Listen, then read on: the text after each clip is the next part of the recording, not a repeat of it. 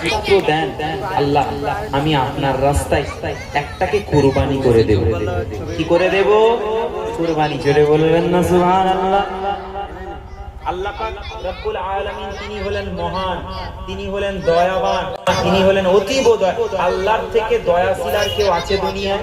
জোরে বলেন, কেউ আছে? আমি আমার কাছে বসে আছেন, এই ছেলেটা একটু চিল্লালেই আমি বলে যাই ছেলে, আমার কপাল কুঁচকে যাচ্ছে, মানে কি আমার একটু রাগ হচ্ছে মনে মনে, রাগ। আল্লাহ বলছেন, আল্লাহ রাসূল বলছেন না, আল্লাহ পাক রব্বুল আলামিন বান্দাকে কতটা মহব্বত করেন, কতটা ভালোবাসে। মা বাপ কি তোমাদেরকে ভালোবাসে, মা বাপ কি মহব্বত করে তোমাদেরকে। আমি আল্লাহ তো ভালোবাসার এক অংশ আমি দুনিয়াতে বন্টন করিনি। আমি আল্লাহ পাক রব্বুল আলামিন যদি সব ভালোবাসা ঢেলে দিতাম, সব ভালোবাসা তো আমি আল্লাহ দিইনি, আমি আমার কাছে সব রেখেছি। শুধুমাত্র সীমিত কিছু ভালোবাসা আমি বন্টন করেছি দুনিয়ার জমিনে। এর মধ্যে এই সীমিত ভালোবাসা পেয়ে মা ছেলেকে কত ভালোবাসে, বাপ ছেলেকে কত ভালোবাসে, ছেলে তার স্ত্রীকে, তার বিবিকে কত ভালোবাসে।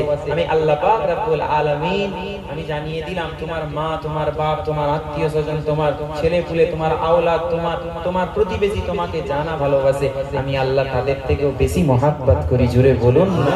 কারণ বান্দা তুমি বারবার বারবার বারবার ভুল করেছো। আমি আল্লাহ পাক রব্বুল আলামিন আমি তোমাকে কথা দিচ্ছি, তুমি আমার কাছে অন্তর থেকে দোয়া চাও বান্দা।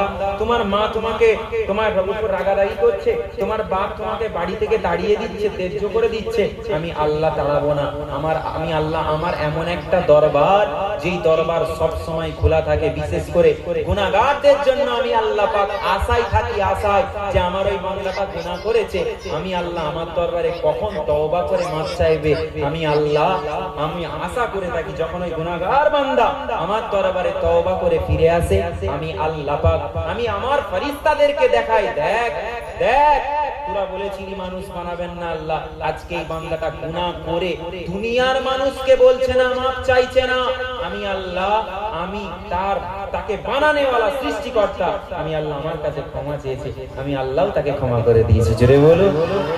আল্লাহ এটাও কবুল করে নিলেন।